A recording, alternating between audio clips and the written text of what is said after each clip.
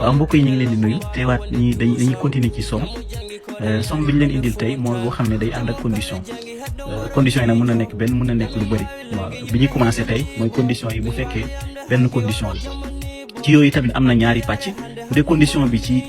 valeurs yi ñuy calculer la nekk boobu moo gën a yomb par exemple fii ñun li ñuy jaay par billet lañ koy jaay billet 500 billet 1000 francs billet 2000 billet 5000 ak billet 10 000 léegi li ñu bëgg a xam mooy billet 5000 yi billet 500 yi par exemple ñaata lañ ci jaay bu boobaa dañuy ñëw ñu bind formule égale Somme.Si Somme.Si boobu la ñuy utiliser ñu ne ko da ngay xool ci place yi nii fépp foo xamante ne 500 moo fa nekk jégal leen ma donc fépp foo xam ne 500 moo fa nekk nga defal ñu total bi gis nga instant yi mu ne ñu 1500 la waaw façon bii nag du lu ñu gën a bëgg au lieu nga koy bindal fii 500 da nga koy wax valeur yi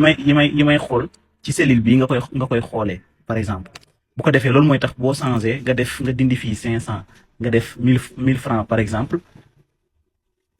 nga def entrée da ngay gis ne que voilà somme bi day changé naka noonu boo defee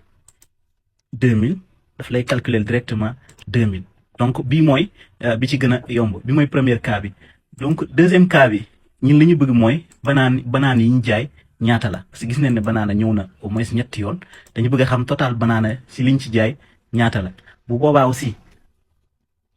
da ngay def Somme.Si bi la ñuy utiliser waat cette fois-ci dañuy njëkk a sélectionner condition bi mooy li ñuy xool fi ñu koy xoolee nga def point virgule nga def lan lañ fay xool ñu ne banaana lañ fay xool après nga wax bu ñu xoolee banaana lan la ñuy calculer li ñuy calculer fan lay nekk nga sélectionner place boobu noonu jeex na boo defee ok da ngay gis ne que indil na la yëpp léegi boo changé woon par exemple nga def papaye gis nga daf lay indil valeur bi automatiquement maintenant astuce bu ñu bëggoon joxe